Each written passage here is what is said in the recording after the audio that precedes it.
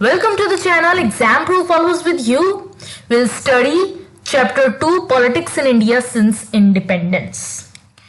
ये चैप्टर शुरू होता है इस कार्टून से जिसमें आप देख सकते हैं कि जो इंडिया के फर्स्ट प्राइम मिनिस्टर थे पंडित जवाहरलाल नेहरू, वो बैटन लेकर भाग भी रहे हैं और अपने आप को रोक भी रहे हैं। पीछे वाला जो व्यक्ति है वो भी पंडित जवाहरलाल नेहरू हैं। अब आपके दिमाग में आ रहा होगा कि ये ऐसा क्यों है कि ये भाग भी रहे हैं और खुद को रोक भी रहे हैं। ये एक बहुत गहरी कहानी कहता है। ये जो कार्टून है ये बताता है कि जब हमारा इंडिया इंडिपेंडेंट हुआ तो कांग्रेस उस वक्त की रूलिंग पार्टी भी थी और कांग्रेस अपने आप के लिए एक ओपोजिशन भी थी। अब आज की अगर हम सिचुएशन देखें, यहां पर अभी फिलहाल जब मैं ये वीडियो रिकॉर्ड कर रही हूं 2020 में, तो बीजेपी की सरकार है हमारे पूरे देश पर और कांग्रेस और दूसरी पार्टीज एक ऑपोजिशन देती है बीजेपी सरकार को। लेकिन जब हमारा इंडिया इंडिपेंडेंट हुआ तो ओपोजिशन के जगह पर भी कांग्रेस थी और रूलिंग पार्टी में भी कांग्रेस थी। अब आप ये सोचेंगे कि एक पार्टी दो जगह कैसे हो सकती है, तो यही हम इस चैप्टर में देखने वाले हैं। बेसिकली हम यहां पर कांग्रेस का एरा देखने वाले हैं।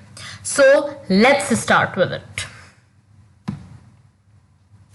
Era of one party dominance, challenge of building democracy।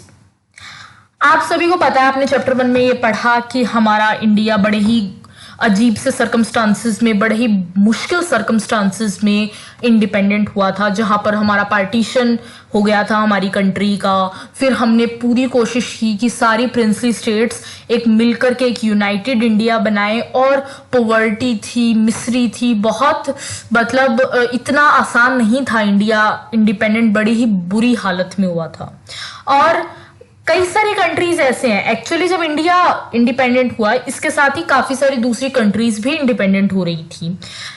अब जब दूसरी कंट्रीज ने क्या किया, इतने जब उनके पास चैलेंजेस आए, इतनी प्रॉब्लम्स आई, तो दूसरी कंट्रीज ने और उनके लीडर्स ने ये सोचा कि हमारी कंट्री में हम डेमोक्रेसी नहीं रख सकते।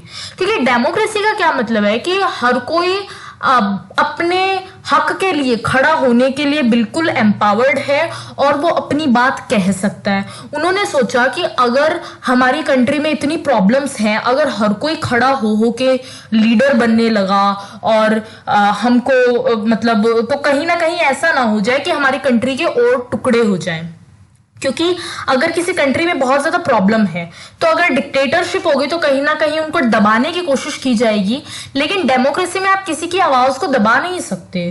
तो दूसरी कंट्रीज के लीडर्स ने सोचा कि अगर हमारी कंट्री में डेमोक्रेसी होगी तो इतना लोग बोलेंगे तो हमारी कंट्री का तो और नुकसान हो जाएगा। तो उन्होंने सोचा कि नहीं, हम अब हमारी कंट्री में डेमोक्रेसी नहीं रखेंगे, या फिर अगर हम डेमोक्रेसी रखेंगे तो ऐसे नाम की सी रख लेंगे लोगों को दिखाने के लिए, लेकिन असल में होगी पीछे डिक्टेटरशिप ही, जहां पर एक लीडर अपनी मर्जी से रूल कर रहा है।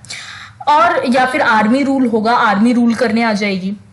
ये जितने भी नॉन डेमोक्रेटिक रिजीम्स थे, इन्होंने जनता को ये प्रॉमिस किया था, इंडिया की बात नहीं हो रही है यहाँ पर, दूसरी कंट्रीज जो इंडिया के पैरेलल इंडिपेंडेंट हुई थी, वहां पर ये प्रॉमिस किया गया था कि एक बार सब कुछ शांत हो जाने दो, हमारी सिचुएशन अच्छी हो जाने दो, हम लोग डेमोक्रेसी एक बार वापस से रिस्टोर कर लेंगे।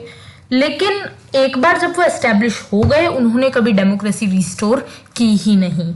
और जहां पर हुई भी, वहां पर बहुत बड़ी मूवमेंट लीड करनी पड़ी उस एस्टेब्लिश्ड गवर्नमेंट को हटाने के लिए। इंडिया जो है, इंडिया की कंडीशन तो डिफरेंट नहीं थी, बहुत ज्यादा पॉवर्टी और डिस्ट्रक्शन और डिजेक्टमेंट थी लोगों में। लोग कई ऐसे थे जो इंडिया में रहना भी नहीं चाह रहे थे, मेनली प्रिंसली लीडर्स तो बिल्कुल ही नहीं। तब भी इंडिया ने और वहां के हमारे जो लीडर्स हैं, उन्होंने सोचा कि नहीं, हम हमारी कंट्री को डेमोक्रेसी रखेंगे। उन्होंने डेमोक्रेसी को मुश्किल नहीं समझा, चाउटिक नहीं समझा कि डेमोक्रेसी बहुत ज्यादा क्योर्स है और लोग खड़े हो जाएंगे अपनी मांगों को लेकर के और प्रॉब्लम मचाएंगे, ये वो, ऐसा बिल्कुल भी नहीं समझा। उन्होंने डेमोक्रेसी को एक जरिया समझा प्रॉब्लम्स को सॉल्व करने का, क्योंकि इंडिया जैसी कंट्री जहां पर इतनी ज्यादा डाइवर्सिटी है, वहां पर हर किसी को हक होना चाहिए अपना रिप्रेजेंटेशन करने का गवर्नमेंट में। तो इसीलिए यही सोचा गया, और ये कहीं ना कहीं सही भी था, क्योंकि आप अगर देखें तो मिजोरम में एक मूवमेंट हुई थी जहां पर उन्होंने अलग रहने की कोशिश की थी इंडिया से। इसी तरह से तमिलनाडु में एक मूवमेंट हुई थी जहां पर इंडिया से अलग होने की बात थी। पंजाब में हुई थी। अगर डेमोक्रेसी ना होती तो हो सकता है इंडिया और टूटता, मगर डेमोक्रेसी होने की वजह से लीडर्स से बात की गई कि बताओ भाई क्या हुआ, क्या हम आपके लिए कर सकते हैं। उनकी बात सुनी गई, उनके साथ कॉम्प्रोमाइज किया गया। अगर एक ही लीडर अपनी मनमर्जी की चलाता तो ऐसा बिल्कुल नहीं होता, और शायद इंडिया जो आज यूनाइटेड इंडिया है वो और भी टूट सकता था। अब फाइनली हमने ये सोच लिया कि हमने डेमोक्रेसी एस्टैब्लिश करनी है, इट्स ओके। लेकिन अब फाइनली इंप्लीमेंट करने की बात थी, अब इलेक्शन लाने की बात थी। 1947 की जो गवर्नमेंट थी वो इलेक्टेड गवर्नमेंट नहीं थी, वो एक इंटरिम गवर्नमेंट थी जो कि तब तक जिसको रूल करना था जब तक कोई इलेक्टेड गवर्नमेंट ना आ जाए।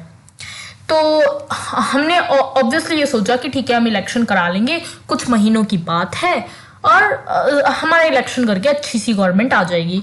लेकिन जब इम्प्लीमेंट होने की बात आई, जब इलेक्शन कराने की बात आई, तो इतना मुश्किल आई और सब लीडर्स को अपनी नानी याद आ गई थी। मतलब लिटरली बहुत मुश्किल था ये। 1950 जनवरी में election commission of India setup हुआ। आपको पता होगा कि election commission of India elections करवाता है इंडिया में। तो ये 1950 जनवरी में सेटअप हुआ। Sukumar Sen first chief election commissioner बने और ऐसा माना गया कि हाँ हम 1950 में ही इलेक्शन करवा लेंगे। लेकिन करते करते करते करते आगे क्या हुआ आप खुद देखेंगे। देन तो अब हम यहाँ पे देखने वाले हैं कि क्या क्या हुआ इलेक्शंस के लिए। बहुत ही इंटरेस्टिंग ये टॉपिक होने वाला है। देखो सबसे पहले तो इंडिया का साइज ही बहुत बड़ा था। मतलब अब तक जहां पर भी डेमोक्रेसी थी वो कंट्रीज बहुत ही छोटी छोटी थी। इंडिया का साइज इतना ज्यादा बड़ा था तो हम लोगों को कॉन्स्टिट्यूएंसीज बनानी थी। आपको पता होगा जब भी इलेक्शंस होते हैं तो एरिया वाइज होते हैं। जो इलेक्शन का एक एरिया बनता है पर्टिकुलर, तो एक पर्टिकुलर एरिया जिसको हम कॉन्स्टिट्यूएंसी कहते हैं जहां से एक सीट निकलती है बेसिकली। तो वो जो चीज थी एक तो वो बनानी थी कि इलेक्शंस के एरिया बनाओ।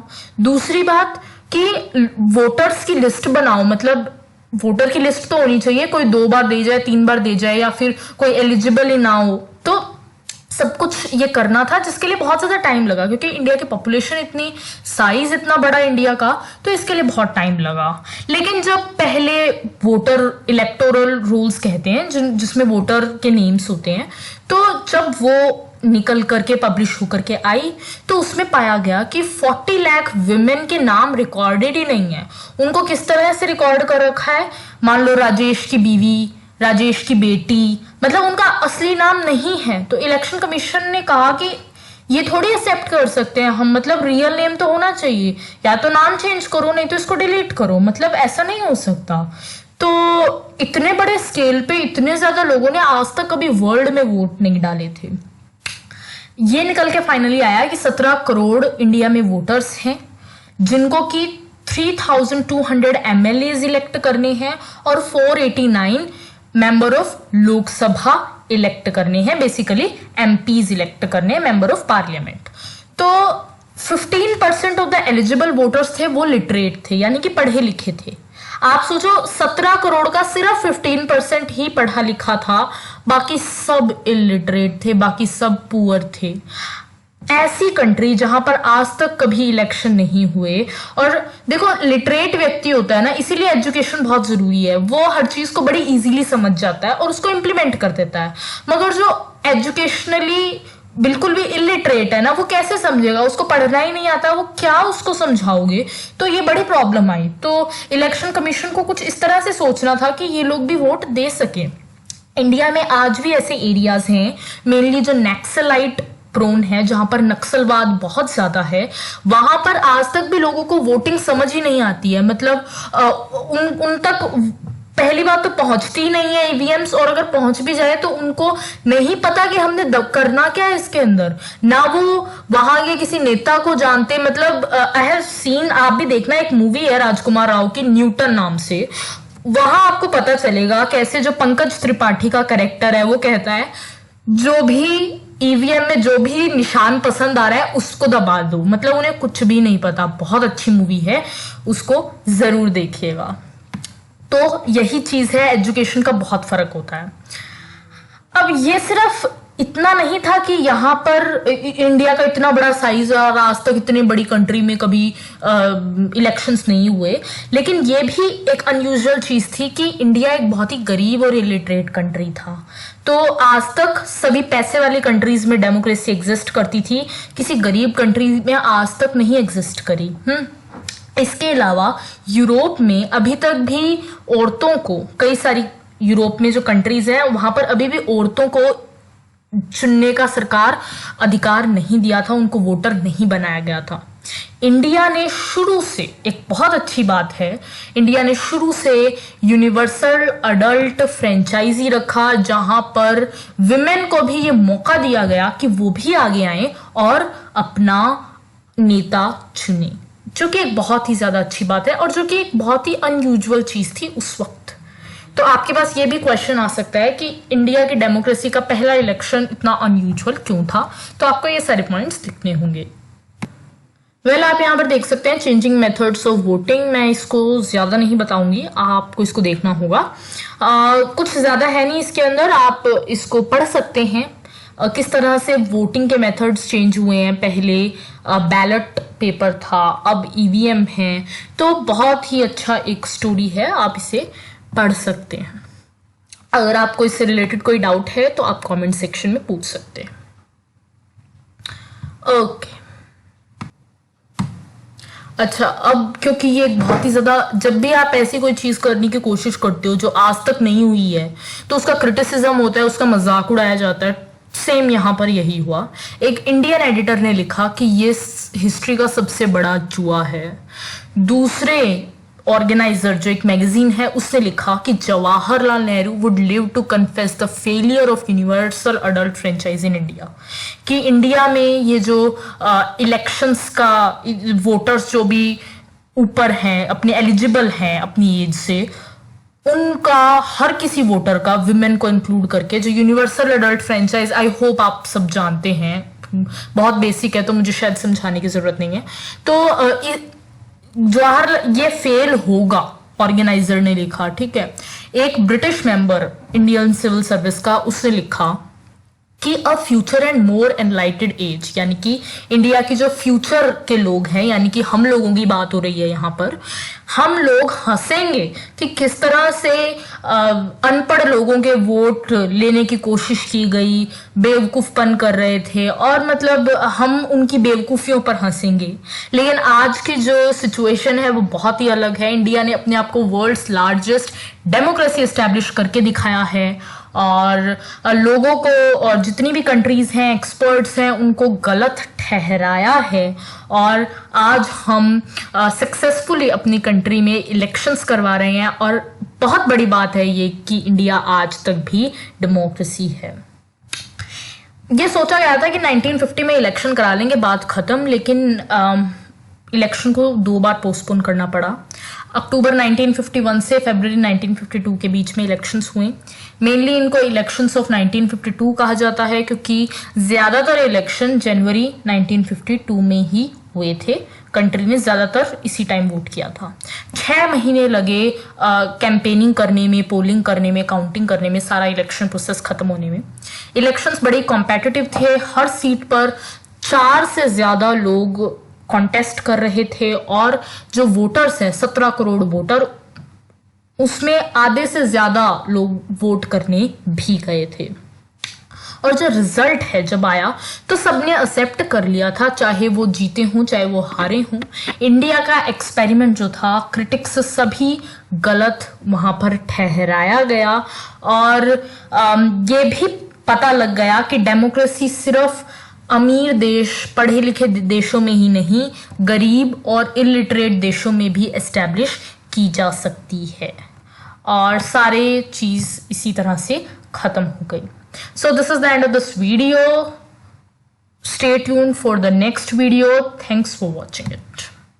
और हाँ, एक चीज और, अगर आप पूरे चैप्टर के डिस्क्रिप्शन चाहते हैं तो डिस्क्रिप्शन बॉक्स में जो लिंक है उस पर